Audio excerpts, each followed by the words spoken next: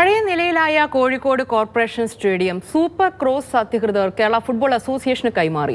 Indian super cross racing league മത്സരത്തിന് ശേഷം സ്റ്റേഡിയത്തിലെ പുൽമൈതാനം തകർന്നിരുന്നു. മത്സരം കഴിഞ്ഞ് 2 മാസത്തിന് ശേഷമാണ് സ്റ്റേഡിയം ശരിയാക്കി നൽകിയത്.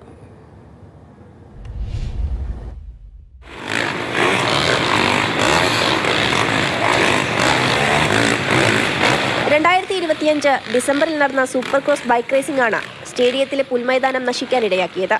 ലോകമെമ്പാടുമുള്ള പ്രൊഫഷണൽ റൈഡർമാർ പങ്കെടുത്ത മത്സരത്തിൽ ലോഡ് കണക്കിന് മണ്ണാണ് മൈതാനത്ത് നിറച്ചത്. പരിപാടി കഴിഞ്ഞ് മണ്ണ് മാറ്റിയതോടെ സ്റ്റേഡിയം തരിശായി മാറി. പുല്ലുകൾ ഉണങ്ങി നശിച്ചു.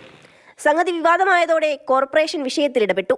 ജില്ലാ ഫുട്ബോൾ അസോസിയേഷനെ വിളിച്ചുവരുത്തി പരിശോധന നടത്തി. സ്റ്റേഡിയം പൂർവ്വസ്ഥിതിയിലാക്കി നൽകണമെന്ന കരാറിലായിരുന്നു റേസിംഗിനായി കൈമാറിയത്.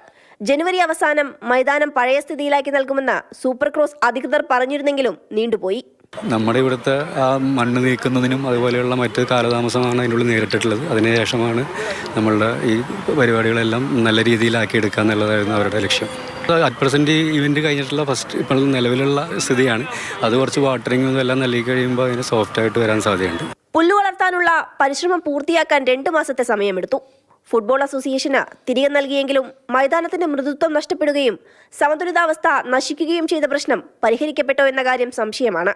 ഇതിനിടയിൽ ISL-ൽ കേരള ബ്ലാസ്റ്റേഴ്സിന്റെ ഹോം മത്സരങ്ങൾ കോഴിക്കോട് നടത്താൻ തീരുമാനിച്ചിരുന്നെങ്കിലും പറഞ്ഞ സമയത്ത് സ്റ്റേഡിയം പൂർവ്വസ്ഥിതിയിലാക്കി തിരികെ നൽകാത്തതിനാൽ കൊച്ചിയിലേക്ക് മാറ്റുകയായിരുന്നു. മാതൃഭൂമി ന്യൂസ്, കോഴിക്കോട്.